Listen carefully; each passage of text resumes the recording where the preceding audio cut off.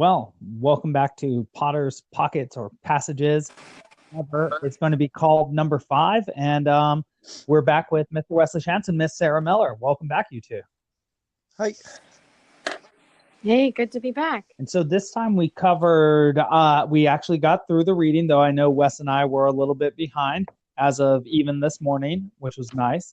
And so luckily our Hermione, like Sarah Miller, reviewed our notes and made sure that we got through. And so we read 11 Quidditch, 12 The Mirror of Erised, and 13 Nicholas Flamel. And so we've seen a lot of things. We've seen our first 2 Quidditch matches, our first set of wizard chess, a nice Christmas meal with a bunch of wine being drunk by Professor McGonagall and Hagrid. We've found Nicholas Flamel in a place we most did not expect to. We've seen an invisibility cloak. We've seen something like a Lotus Eater sort of drug addiction by old Harry. We've also seen him talk to Dumbledore about that and get set straight, as it were. And we've also been to the restricted section of the library, because the moment you get an invisibility cloak, the first place you want to go to is the library. He was very goal-oriented, that young Harry, until he got into looking into mirrors, the wrong mirrors that he said in backwards language that it shows not your face but your heart's desire. Mm-hmm. And so well, y'all too, what did y'all think about these 3 chapters, these some of these themes, some of these games we've seen? I was particularly taken with wizard chess, by the way, and the fact that Percy was not very good at it, just like and Hermione's also not very good at it either, which Harry and Ron said was very good for her. Good for her. Yeah, she's good at most things, but she's not good at everything. And I took that to be sort of the gist of that statement there. Like I took it to be not just a way to bring her down to earth on their part, like out of spite or something, but like it's actually the case that you need to have some things that you're not good at, and like to be aware of those things, that is actually good for you. And I feel the same way when I, feel like playing some chess or whatever. I do so usually out of a sense of just like, okay, I need to get my head handed to me here and get some humility. Like that's a good reason to play games when you're precisely because you're not good at them. I like that she still plays. That's interesting too, because that sort of connects to our favorite character, Neville, who displays some moments of both bravery and incompetence and lack of self-definition early on, right? Malfoy uses him as practice, as a punching bag, a cursing bag, and the leg putting together curse, effectively making him impotent. Loca mortis, which I suppose is supposed to mean something like death of motion. So I don't know how that actually is. Might have to be, mort. Locomotoris or something like that, but that's quibbling. That's queerling. But that leads to Neville sharing that he does not think he's brave enough to be in Gryffindor, which leads to him receiving Hermione's advice, which is go to McGonagall. Not going to happen. And Ron's advice, which is stand up to him, which ends up working out very well for both Ron and Neville, because then during the Quidditch match, even though they're supposed to be watching Harry do the spectacular thing, they too have their spectacular thing they need to face. Just as Harry is facing a match where Snape, who might try to kill him, though Dumbledore is there to mitigate that fact, though he has chosen to play this game, though it might put him in mortal peril, so does Ron decide that Malfoy has finally caused too many jokes about him not having enough money, and so he gives him a black eye, he fights him, and Neville fights both Crabbe and Goyle, who are both larger than he. Not only does Neville's sort of incompetence give him the chance to receive the advice necessary to act in a very brave way in stadium fighting for what's his, and this is sort of a strange thing for a teacher to be saying, like supporting this fight. But it seems like a noble and a fair fight, even an unfair fight on the side of the people who pick it. But Ron also has a chance to take his own advice, which I think is equally important. He gave Neville the advice in the way that kids often do, and even just humans, where we project what we should do onto others. Like, say, we need to study very hard, and we're telling our friends, you should really study very hard. It's very important for you to study. And like, yeah, should I be telling you that on instant message right now, or should maybe I be applying that to my own life? And and so again, I just think you were talking about the necessary or the important component of a game showing your own incompetence. But it's precisely because of Neville's incompetence that Ron and he get to prove their Gryffindor braveriness, and Hermione and Ron learn the curse that Malfoy had used on Neville in order to attempt to use it on Snape should he use it to curse their friend Harry. So his evil deeds, this Draco they've had a good effect. They've ended up helping the brave and intrepid Gryffindors. The other thing that Neville helps with here is that he gives them the card from the Chocolate Frog, which solves the mystery of Flamel. Right, that's just these little tidbits. Neville's key. Neville is absolutely key in this story. Wasn't it generously? I thought of that. Oh no, yeah, go on, Sarah. No, I sorry. I thought of something that you said in a previous conversation, Wes, about characters whose failures or weaknesses. I think it was in reference to something Draco did. Oh yeah. Or creating a circumstance for the hero to, move forward. Maybe it was Alex. I know it certainly wasn't me who said it. But yeah, when he gives them the card, it's like it's such like a nonchalant, without thought thing. Like Neville doesn't know that he's giving them this key piece of information. Neither does Hagrid know that he's giving them though maybe Hagrid does know that he's giving key pieces of information. He just can't control himself. But I think like Neville's role here is to be somebody whose weakness doesn't equal cowardice. Even though he thinks in his mind, I'm not brave enough to be in Gryffindor. Like it's because he's misidentified inability with with cowardice. Like his weakness to stand up to Malfoy, or perhaps his weakness at potions, or all of the other subjects for that matter. It's the same thing, like the folly of considering strength to be bravery. They're not the same thing. I completely agree. Or skill to be bravery. I mean, like look at how Harry wins the first Quidditch match. It's like kind of by luck, not by skill. Yeah, I think that's sort of what Neville's role is at the moment, is to be like kind of a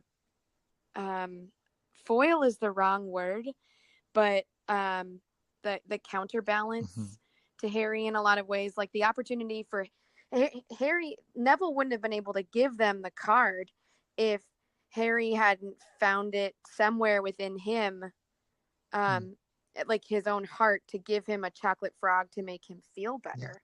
Like there's like, it's like he's being rewarded with information for being a good dude, for being kind.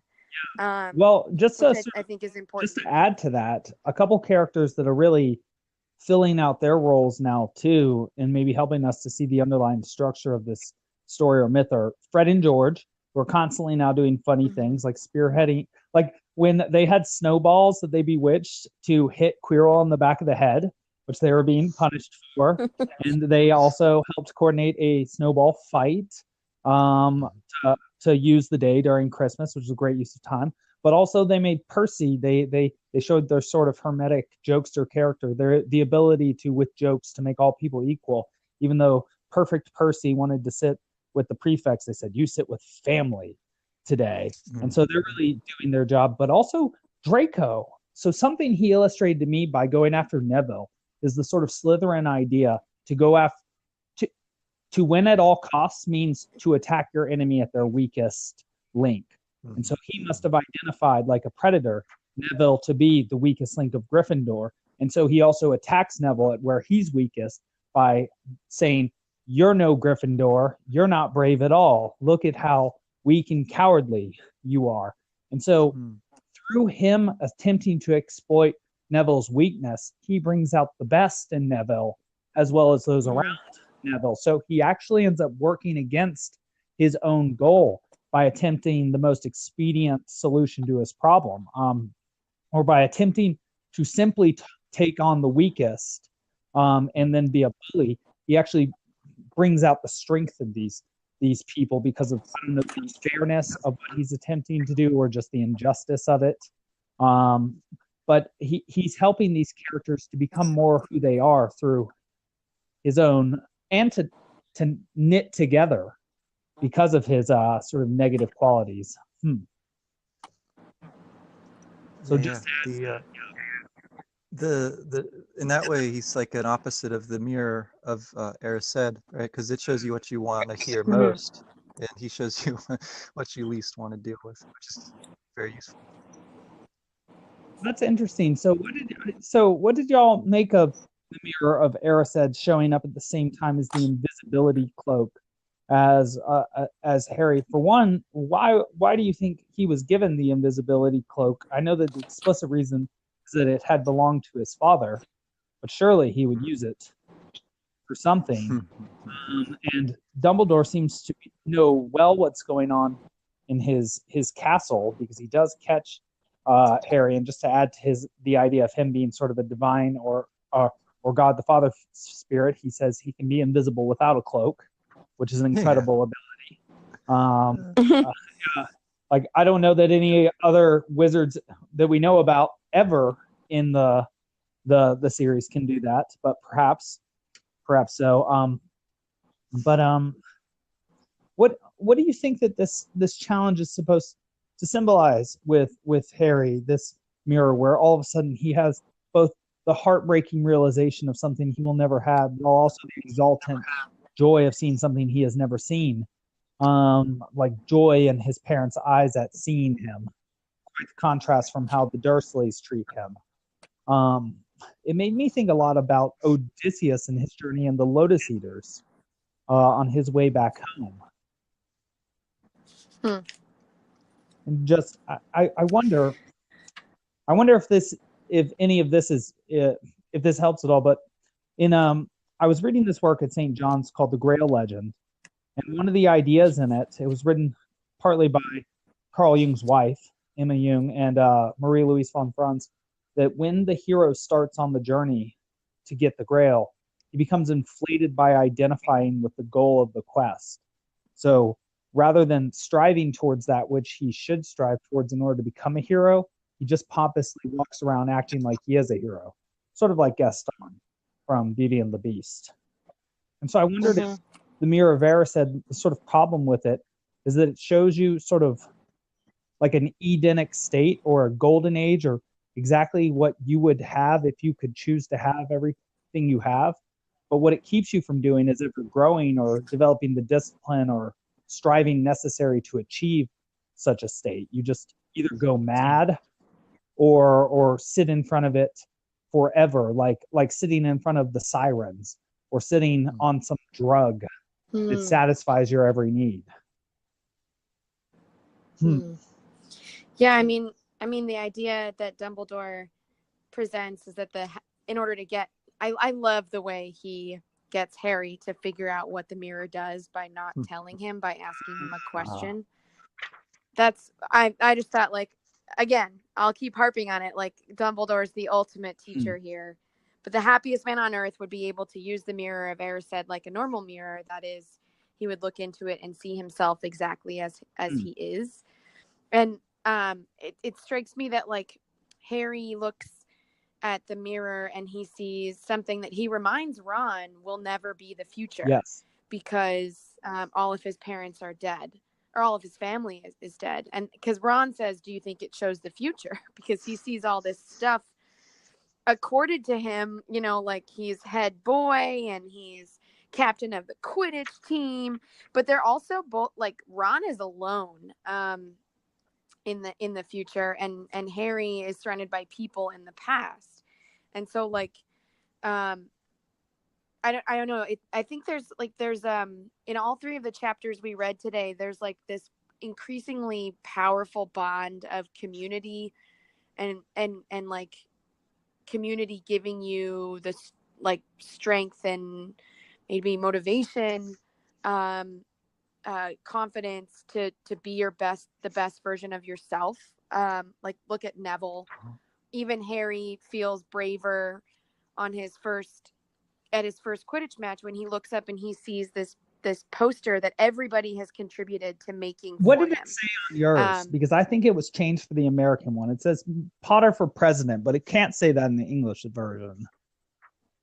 It says, I think it does say that actually. I'd have to go. I mean, let me flip back. I'm certainly what he looks up and he sees.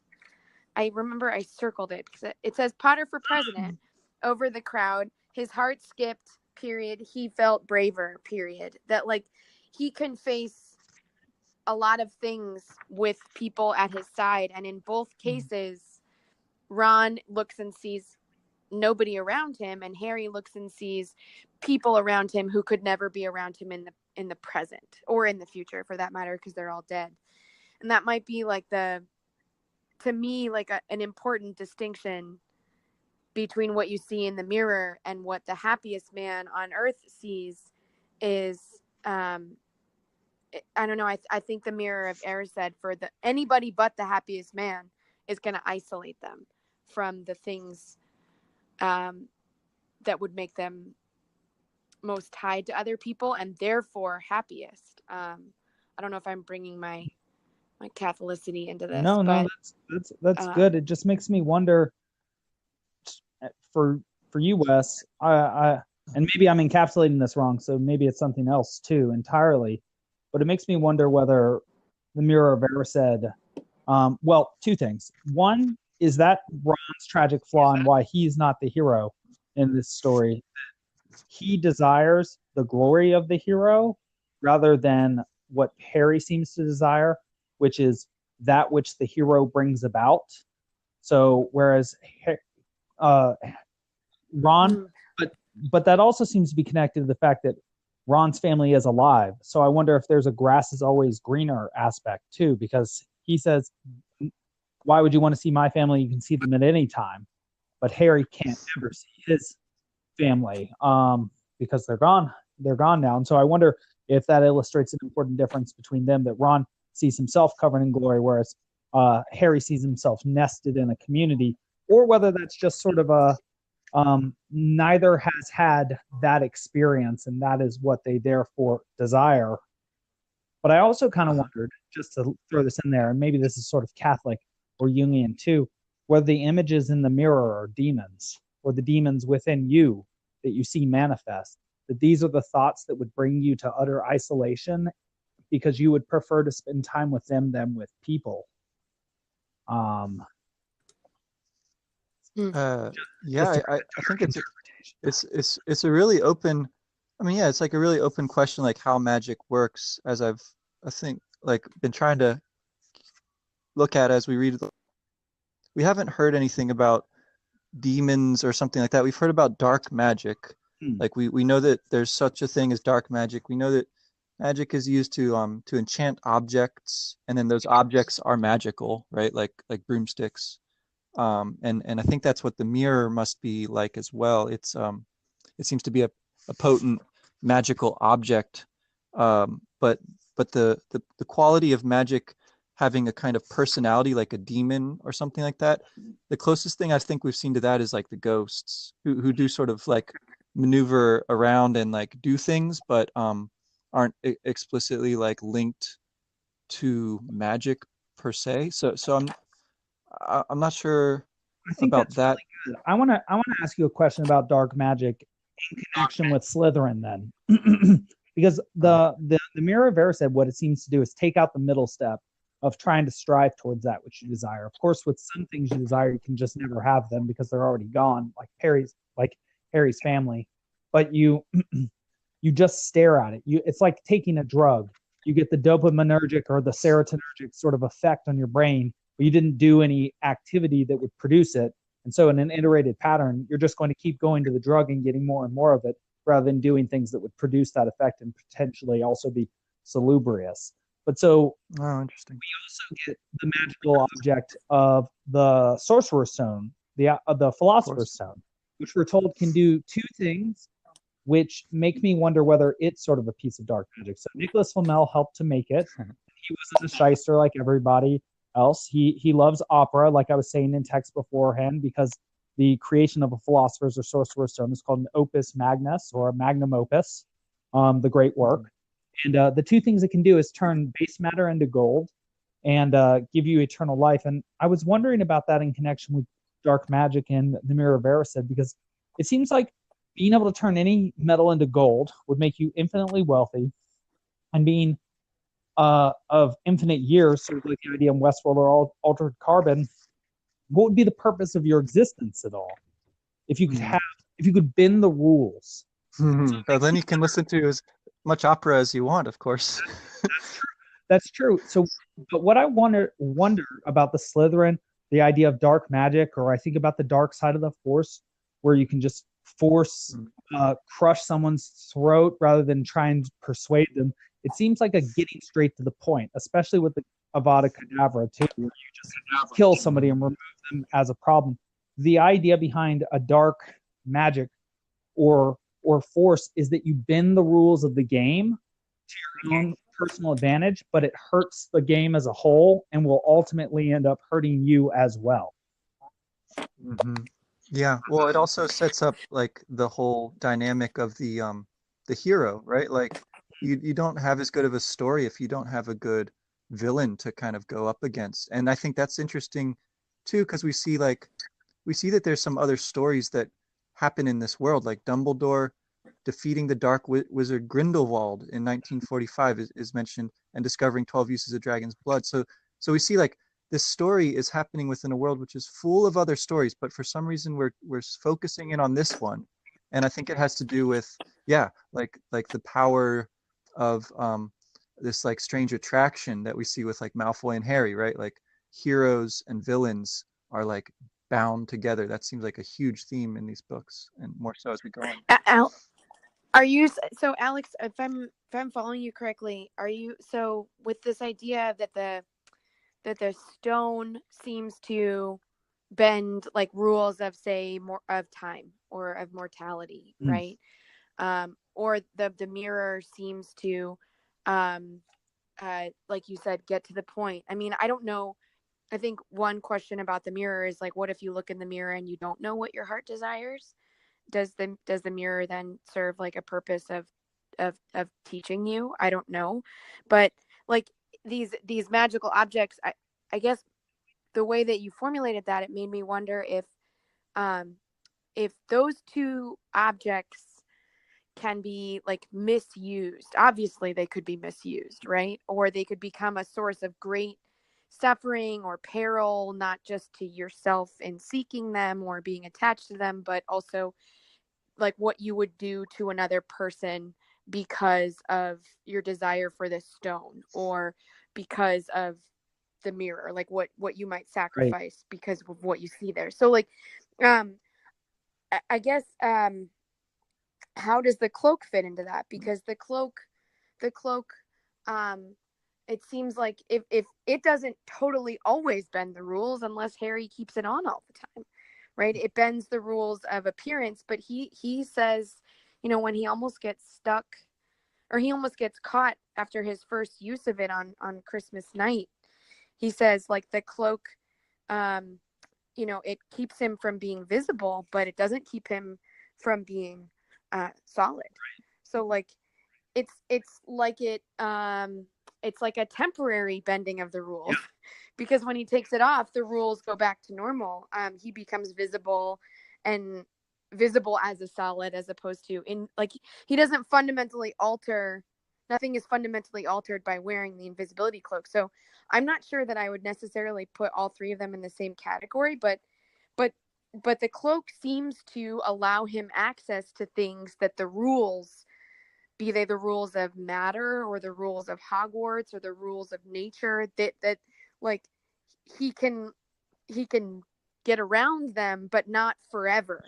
Unless unless he wishes to absent himself from every other person and from like the world and like remain underneath this invisibility cloak forever, which it doesn't really seem like is something that he wants.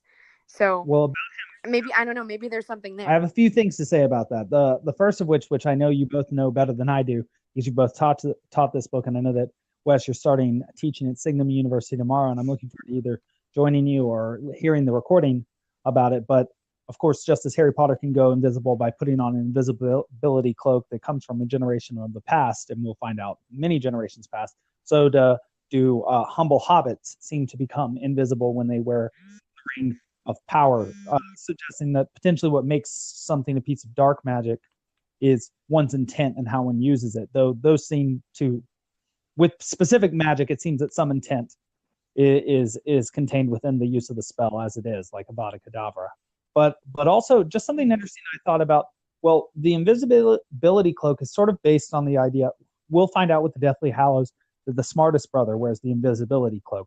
He blends in, and something Dr. Jordan B. Peterson says about humans like zebras is that, like fish in giant schools, and like Odysseus from the Odyssey with his ship in the very middle of all of them, is that people try to blend in order not to stick out so that the predators will attack them. And so the idea behind an invisibility cloak or being invisible is it allows you to go through avenues that somebody who were visible would not be able to go through. You are able to be a liminal figure, sort of like Hagrid. He's like a ghost, but not perfectly like a ghost because he's still solid. But now he has increased access to places he would not otherwise have access to. And that's based on an object that was given to one of the three sons of Kronos, which is the invisibility cap of Hades, which he, I think, at one time gave to Hermes, possibly one other time to Athena. But the idea being that death is invisible and comes through avenues you would never imagine. But so does the hero as well in this case, which also leads me to see Harry as sort of a role or a figure, because he, like Odysseus, is like nobody and invisible. He has no discernible physical features. And so he's like literally a ghost or a disembodied, though sort of embodied, or unrepresented, though embodied figure at that moment, as if anybody, even a Neville, can be a hero, is sort of what I was thinking about with the invisibility cloak.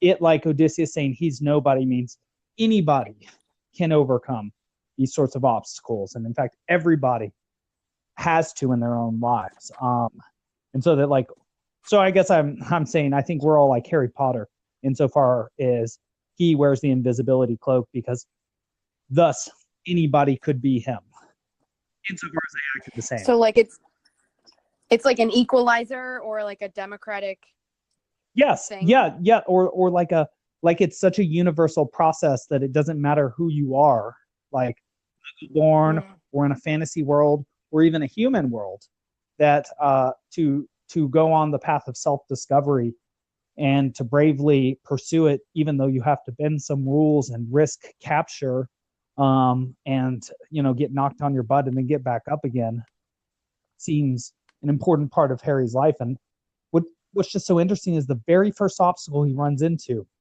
when he's given this increased power shows him the thing that will make him least likely to keep using his power. Once he sits in front of that mirror forever, and remember, the third time he goes, he's just planning to sit there all night, nobody to bother him. And the other interesting thing is he's forgotten about Flamel. He doesn't care about finding him anymore, especially after that screaming book yelled at him, which made me think of how Peterson describes Solzhenitsyn's Gulag Archipelago, like a book screaming at you for 2,000 pages. And so it makes me understand that that's exactly the sort of book that would be in a restricted section, right? the books where the awful things were done to people, that show like the evils of wizards and the evil spells they know. But blah blah blah. To get back to the point, sorry. Sorry, I guess I probably made the point there. Always going on. I thought about the kind of hierarchy of these two devices. The mirror seems to, if I'm not missing something, it seems to show Harry even while he's wearing the invisibility cloak. Like that's part of what surprises him, but obviously much more surprising is when he sees that there's a bunch of other people behind him. So his first theory is that this is a mirror that can show things even if they're invisible. And so it's, oh my gosh, I'm surrounded by all these people. Yeah. And so it's like the invisibility cloak, as mighty a thing as it is clearly subordinate to other magical artifacts, right? And I think we see this later too with the Marauders map, right? Like even if you wear the cloak, you're still on the map. Is that right? Yes, I think so. So yeah, it's and like, I think Mad Eye Moody can see through the oh yeah. Scabbers will be shown to be Pettigrew, even if you're transfigured, even if you're an animagus, your true form is revealed. So I guess we could put some current gender questions to rest if we had the Marauders. What a useful thing to be so objective, right? What a great short story there would be to have it burned because it refused to use the right pronoun. Sorry, go on. No, well, just like it strikes me that in some sense the map, I'm sorry to bring that in, it's like pure objectivity, whereas the mirror is pure subjectivity, right? But both are more powerful than the invisibility cloak. Both trumpet in some sense. And what seems to be even more powerful than that desire itself is the insight that's brought about through wisdom, like Sarah brought up, that Dumbledore shows, again, with his silvery beard, showing his capacity to reflect and asking a question of Harry, indicating or ensuring that Harry will have to reflect, that the reason that he has been allowed to find this mirror and come to it all these times is so that he can understand the power of it, or that he can understand the nature or essence of it, not so that he can be lost to it. And so it's almost as if Dumbledore has been observing that Harry has been attempting to acquaint himself with dark magic. I mean, he's met now Fluffy, this three-headed dog. He's now swooped above, I think this actually happens after, he swoops above the Forbidden Forest. That does happen after. He's now gone to the restricted section of the library. And so Dumbledore it's almost as if he's sort of showing him what the stakes are. It's like, well, here's an object that can kill you and has killed a lot of people through using their own desires against them. And so if you want to be able to break such a spell, the greatest magic you can use is wisdom or insight, and see it for yourself. See its effect on you for yourself in order to understand its universal power. Yeah.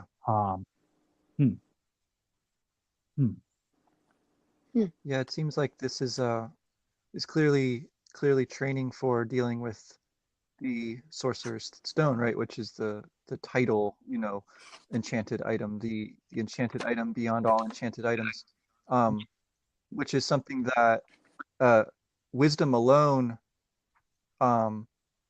seems capable of producing, right? Like there's some kind of process whereby Dumbledore and his partner Flamel actually made this item. So that's like the first chance we get to see even like a hint at something about like how you devise one of these magical objects.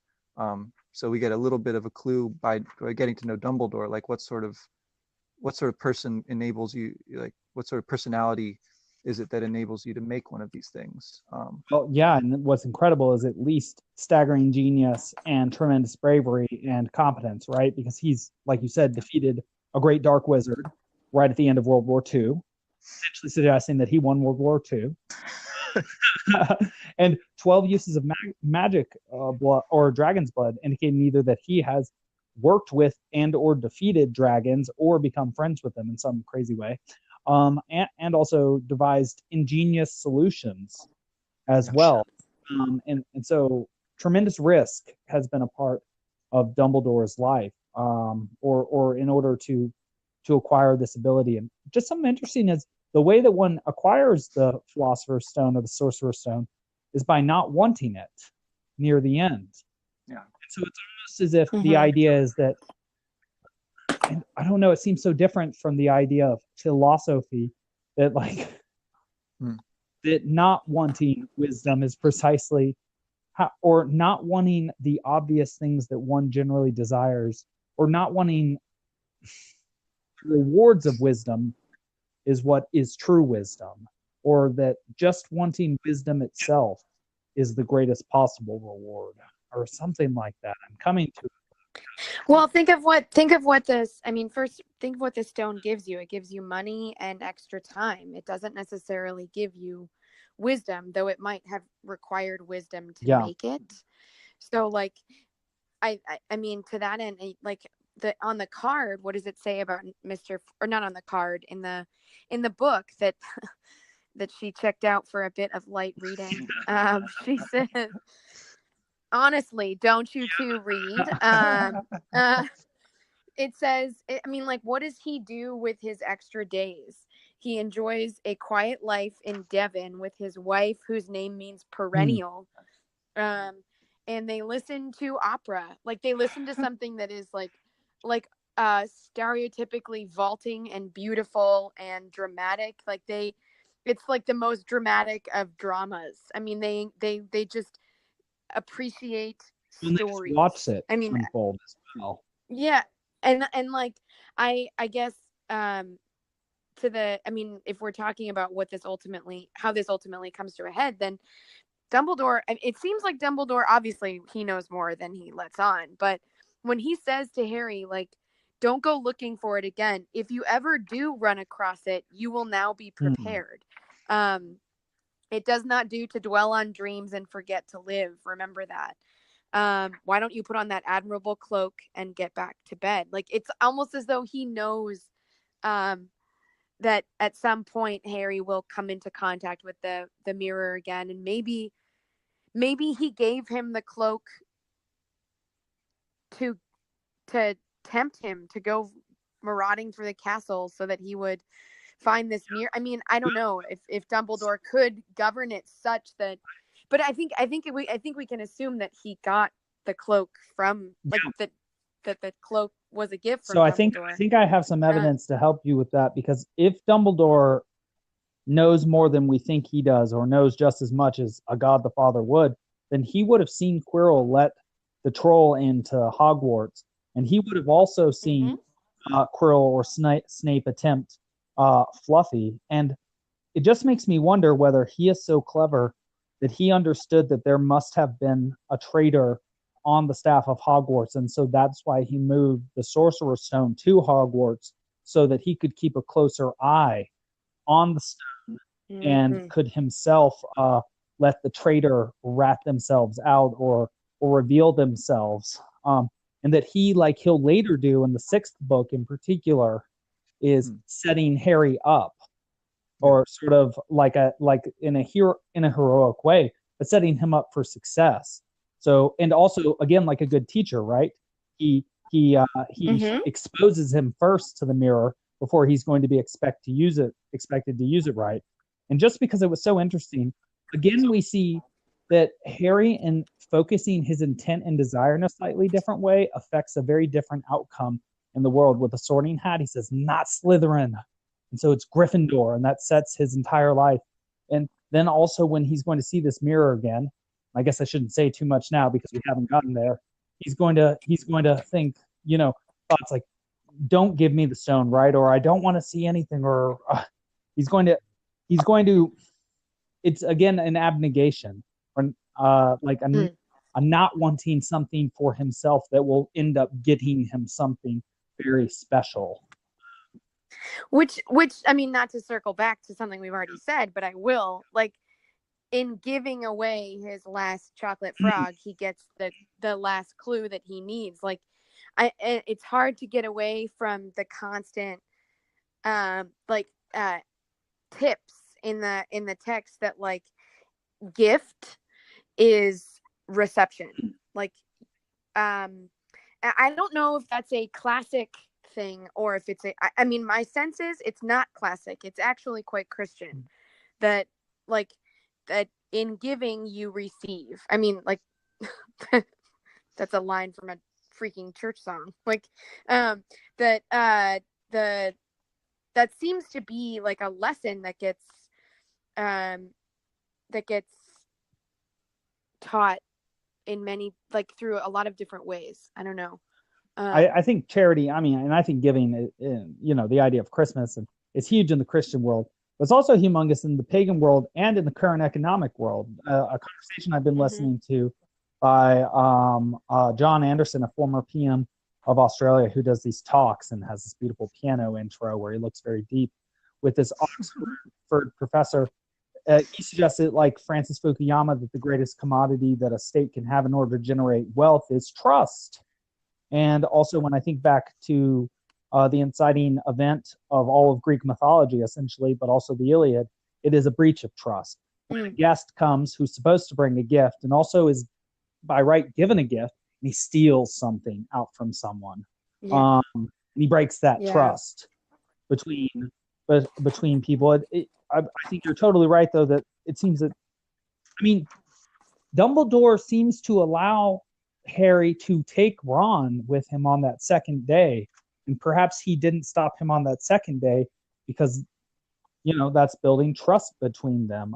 That it's almost as if Dumbledore does see as much as he does, he lets some students do some awfully dangerous things, especially going after that troll.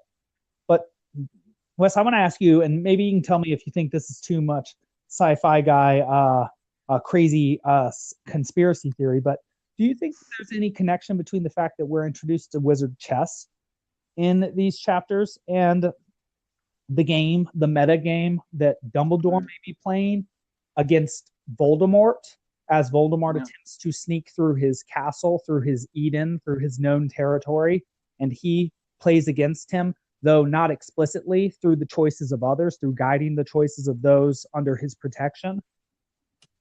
Yeah. I mean, this seems definitely to be in play here, and the way that we see, again, different characters who, in some ways, are so adept, like Percy and Hermione are adept in certain things, but in chess, for whatever reason, like maybe they're trying to be too direct, in a Voldemortian sense, right?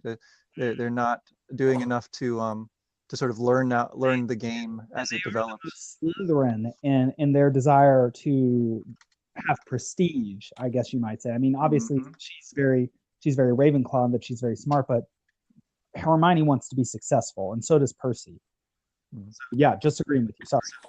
No, yeah, I mean it's interesting that we're told, not in so many words, we're not exactly told that Ron is like really good at chess, but it's sort of that seed is planted, so it's not so surprising later when he proves to be brilliant at wizard chess. Yeah, which again ends up being something of tremendous value that he offers to the fight against ultimate evil, Voldemort, and also is a wealth that cannot be accounted for by money, and therefore is wealth not needed by the Philosopher's Stone. And just to kind of tail back to the Sorcerer's Stone for a second, something you said about Nicholas Flamel, which I thought was great, Sarah, is that he loses the two boundaries that humans generally have that keep them from study, right? This is what Aristotle says that you require as a philosopher. You need leisure. And what is leisure? That's both the time and the means to study. And in fact, Aristotle in his notes, his fragments, makes a claim that he's the ideal philosopher because he's very wealthy and thus can buy as many books as he needs to. But also you lose the two inciting boundaries that would most make you want to study, because you're most conscious of your own limitation as a human when you don't have enough money or time ever to do anything perfect. It makes it all the more meaningful to attempt to do anything, which I feel connects strongly to all the games and the competitions we see in these few chapters, right? We see snowball fight, we see Quidditch, we see chess. We even see little sub games like get around the authorities, like Mrs. Norris and Filch, and avoid Peeves. and find out about Snape and find out about Nicholas Flamel and get into the restricted section. It's almost as if, and this is a point that you've been making, Wes, I think more and more philosophically, that it is the restraints that we have on our life that give the meaning to our life, that give us the ability to actually play the game. And that the Philosopher's Stone would take all those restraints away, and thus life, though would be eternal, it would be meaningless on the other hand. I mean, can I was just gonna say, so the mirror, I mean, since we're mentioning classical references, the mirror always makes, I mean, not always, but as I was reading it this time, and I'm a little hesitant to say this because I know how well versed you guys are in the classics. Is it? And I know, no, it's not Narcissus, but because I hope to God I haven't been teaching it wrong for the last 7 years. Like I'm deeply afraid that what I am about to say is like totally wrong, but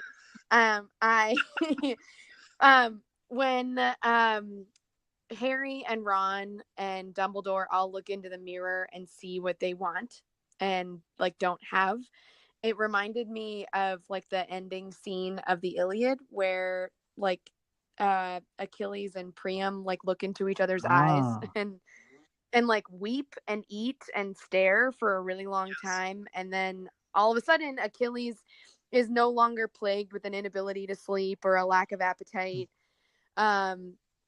It's like I don't know, my students and I, we've always done these seminar discussions about book 24, and they're always fascinated like by the question of what are they looking at in each other's eyes, or like what do they see in the other, like why doesn't Achilles kill him, and why is it possible for Priam to kiss his hands and eat a meal with the man who killed his son, and like why does Achilles go out of his way to clean Hector's body, and why is Achilles all of a sudden able to sleep after this encounter when just prior at the beginning of the book he can't sleep, he latches the body to his chariot and runs it around the funeral pyre, and he's like racked with grief and rage and all this stuff, and the things that my students have come up with have always surprised me and like been really interesting, and it's one of my favorite scenes. I think it's like a perfect bookend with the end of Hamlet where he's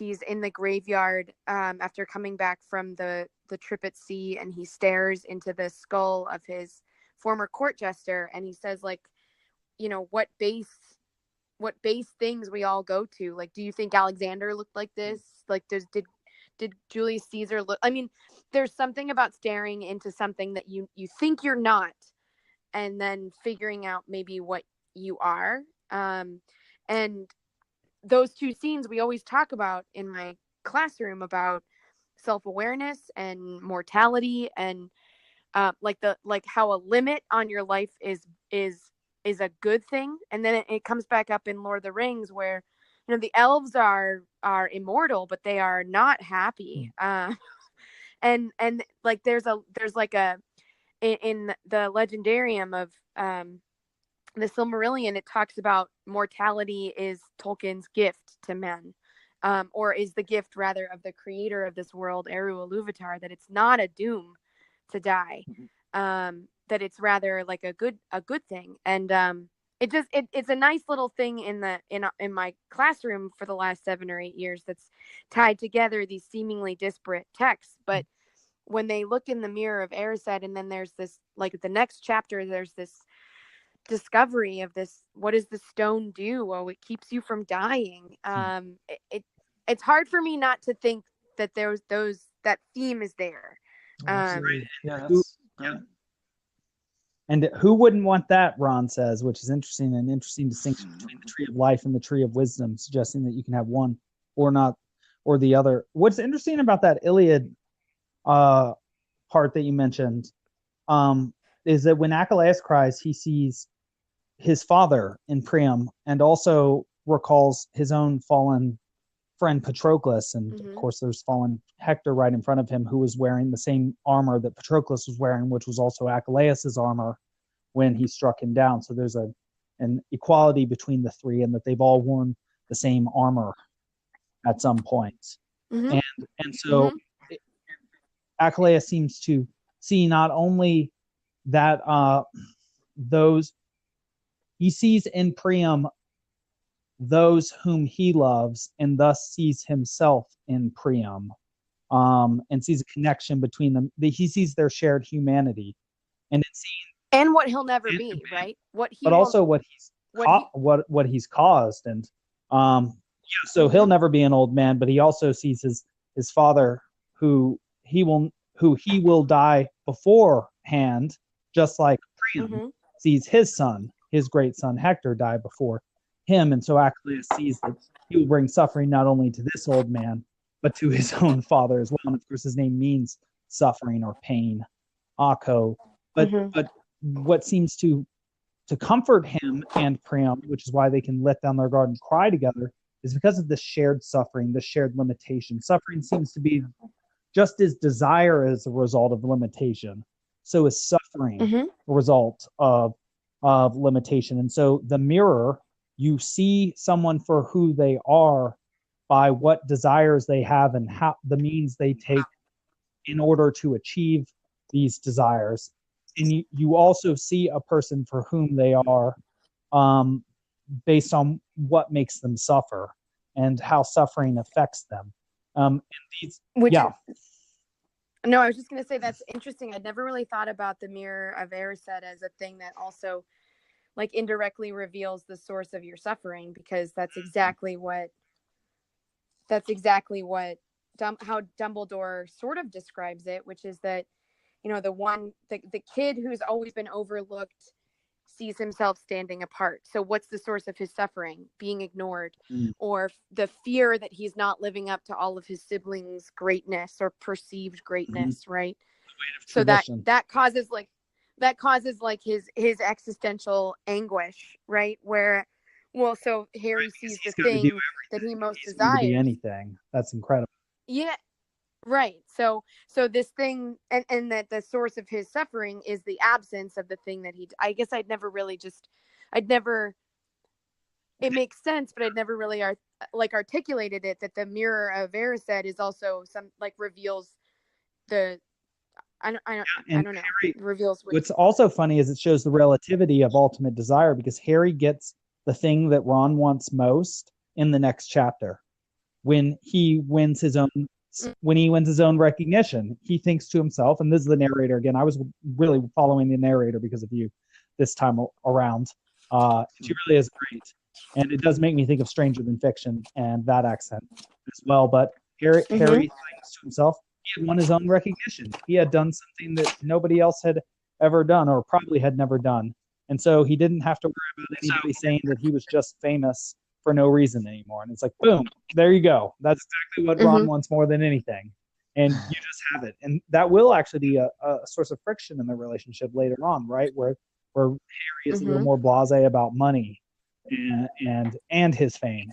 And Ron starts to become a little more envious. This dragon goes within, as it were.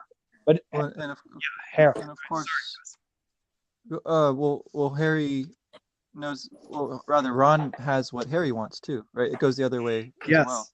He's got the family. Yeah. Right, and Wes, I think I cut you off before you were going to say something about the Mirror of Erised and Priam and Achilles, and that Hamlet quote, looking at the jester as well. What was that? Well, no, I was just commenting that I thought it was a brilliant, like, synthesis of the different books. Yes, agreed.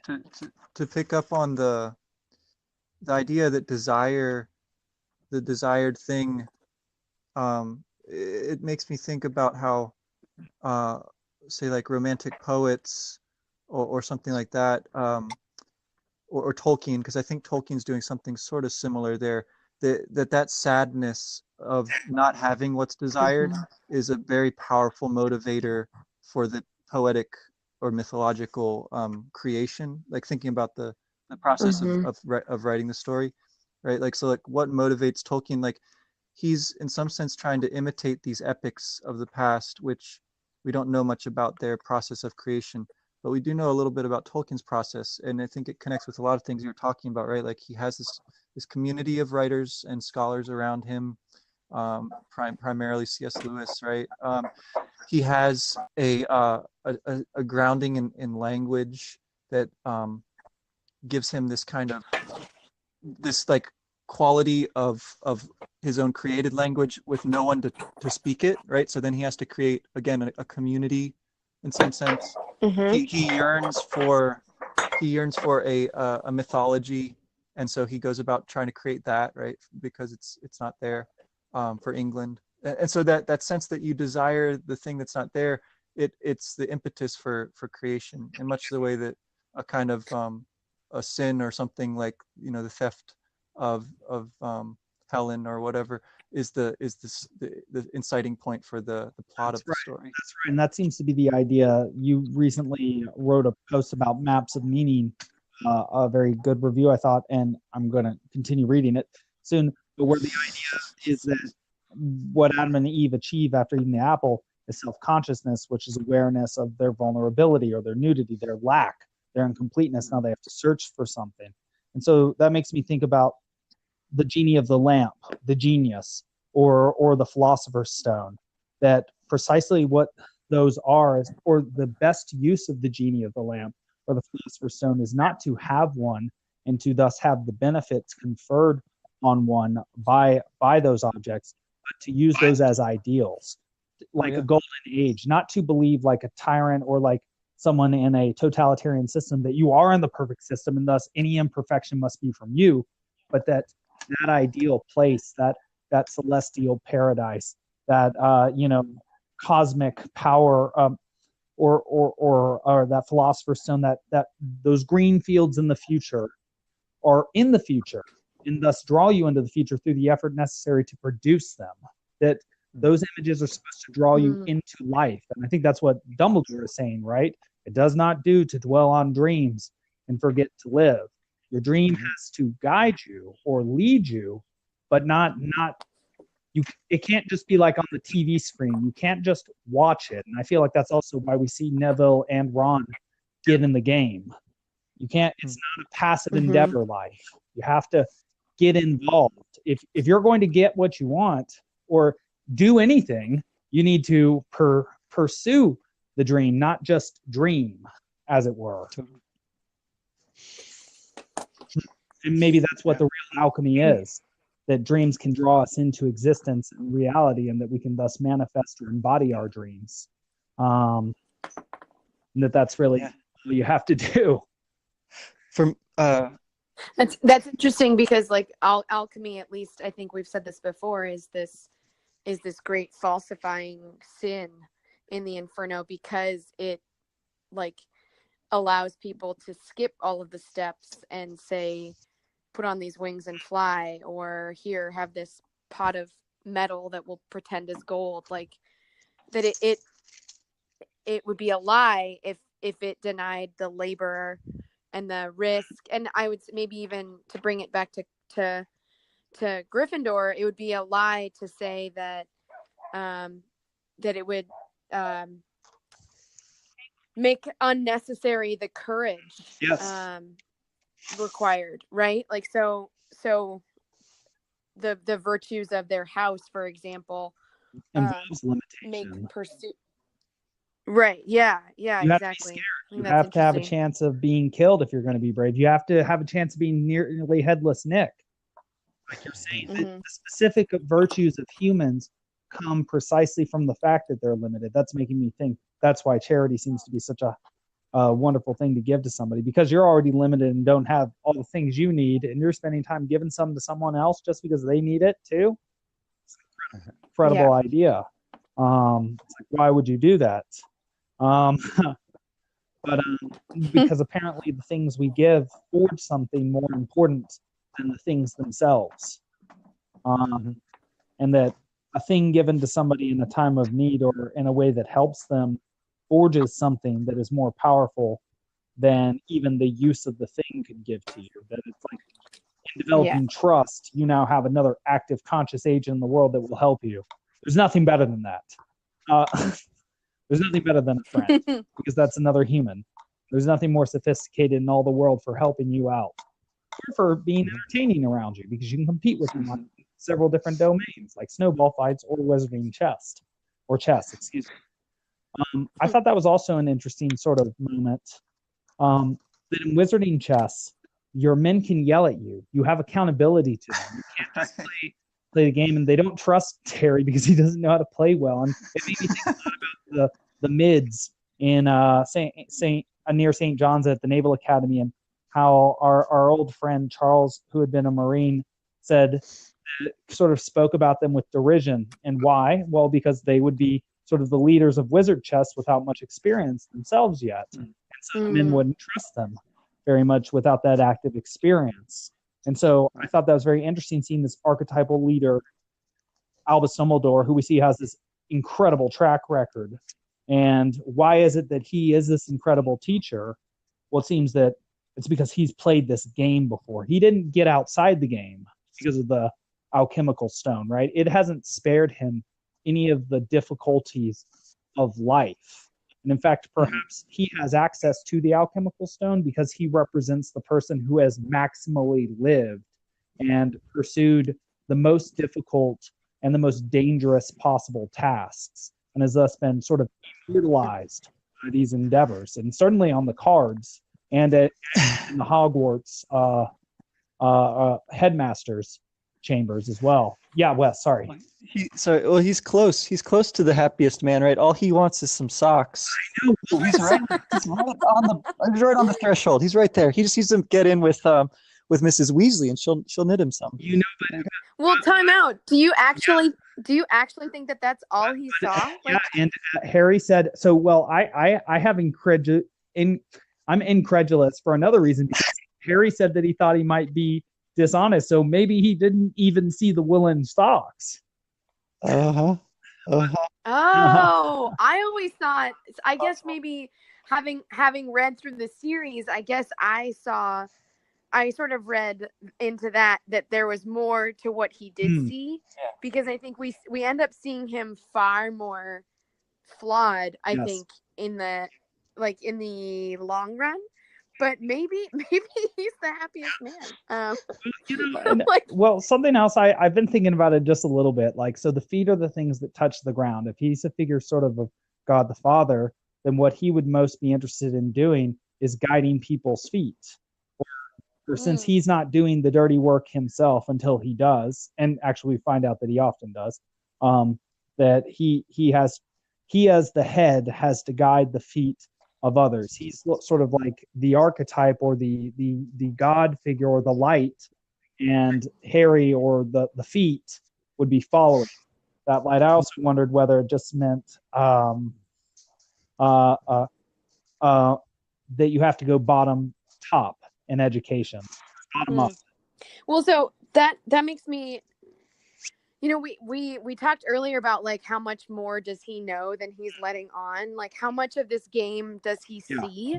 And it makes me think, like, in teaching, I don't know if you guys have heard this phrase, but it's like pretty common in like the understanding by design world that like you backwards plan your way into an asset, right? So like is he really like the ultimate teacher here who has come? I don't know if he could have fully backwards planned himself, but it really, I mean, like wizards chess or real people chess, in order to be good, you have to be thinking 8, 10, 12 steps ahead, not like of your opponent, right? So I think it's interesting that like you're in the wizard's chess, the pieces can yell at the leader, but if the pieces can't see that far ahead yet, then they can't yell at the person. I don't know. And part of being the master, that's a really apt question, is that he sees giant patterns and small details that other people don't notice, right? Like that's one of the most impressive things about when you're in a master's classroom, right? They notice little things that you would have never noticed, like that crocus and myrrh are the vegetables that grow underneath Zeus and Hera in the Iliad in Book 15 when they're making love. And also they grow in Eden after Adam and Eve are taking with each other. But also, that they can make giant connections as well, because because Dumbledore has been through all these different games before. He can see how games generally will go, so that he can tell the difference between he can tell what is both the same in this course, like the course of an epic going down into an underworld, something's the same, but also what's different and unique in the person. And so you notice the tiniest details, the microcosm, but also the macrocosm. And so it's like he knows to make sure when to give Harry the invisibility cloak and how little to tell him, while also recognizing that there is a battle between good and evil going on in his castle that is different from how it has ever manifested before, and is yet the only fight that ever matters and is always happening. Totally. And so it's like he has ultimate perspective in that way. He can focus in the most detailed way, as well as gain depth of perspective, or in a different. Yeah, Wes. I just I do have to run to get to my soccer game here, so I got to sign off. But it's been a lovely conversation. So Thanks, guys. if you were to look at the Mirror of Erised right now, you would see you going out the door. I'm getting to my soccer game on time. That's it. All right. Very good. Thanks, guys. Well, yeah. Good luck. Good luck in your game, Wes. Right. I'm sure you'll be great. All right, thanks. Run fast. I guess until next time. And well, how about, do y'all want to read? I think did Wes. We'll figure it out. I think Wes may have just. He did. Left. Well, we'll figure it out next time. Okay, we can figure. I mean, honestly, there's it's about 60 pages to the end of the book, so we can either do 2 short readings or one long one. Let's do 2 short ones. Let's do. I can catch up with my lectures. Let's do 13 and 15. And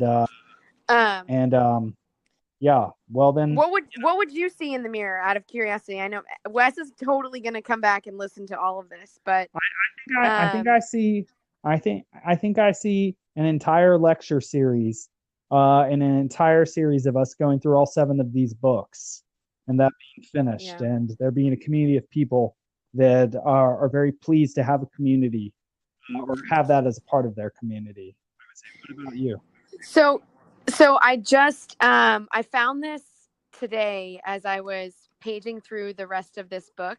I think I told you and Wes maybe off this conversation, but I've taught these books before in an independent study, and specifically alongside theological or philosophical, what I called at Gonzaga nuggets of great books, because we didn't actually read the whole thing, but I would give them the allegory of the cave, or the virtue of the prince, or something like that.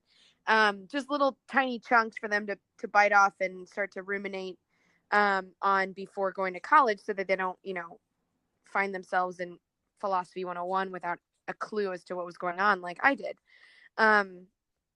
And concert with Lord of the Rings for one semester, and a different group of kids did it with Harry Potter for another semester. And I found this note that 2 of them wrote to me that said, "Thank you for taking the time, blah, blah, blah, to dive deep into the world of Harry Potter. It's been a wonderful semester, blah, blah, blah. I don't think we'll ever be able to read the series the same way again. As a token of our appreciation, we got you something that will make reading Harry Potter easier in the dark. 11.5 inches, quite whippy, with a unicorn hair." So they bought me a wand. Wow. Yeah. And this is, I know exactly, from Quinn Hines and Vince Kiernan, who I'm sure aren't listening, but if they are, also Vince, my classic lit class, so they've heard Hamlet stuff before. And Vince was the one who turned me on to this theater company in London that did a full day long recitation of the Iliad from the British Library to the theater company. It took 16 hours, 66 British actors, and they read aloud the story. And it's my favorite poem ever, mostly because I love to have discussions with the kids that I mentioned earlier. But if I had to look in the mirror, I think I would see a lot of what Harry sees, except my family's not dead. I think thank God. You might see us in London seeing that Iliad production and then doing some Harry Potter podcasting next. I think I would just see like a ever-growing family of people, like who I'm related to and who I'm not related to, but who, who are family. I think being away from your family is taxing extraordinarily, and I'm looking forward to that not being the case anymore. So, yeah, look at that. As we mature, our desires change, and thus our relations to those in the world, and thus the world. Exactly. Anyway, I wanted to share this note because I found it today on the bus back to New York. Let's close with that. Almost in tears. Okay. I will talk to you guys maybe sometime this week, maybe like Wednesday. Wednesday would be great. We can start populating that calendar. Okay, we can touch base about times later. Cool. Take it easy, Alex. Yeah. Goodbye. Good night, world. Goodbye, world. Good night, world. Good night. Bye. See ya. The podcast you just heard was published with Anchor. Got something you want to say to the creator of this show? Send them a voice message using the Anchor app, free for iOS and Android.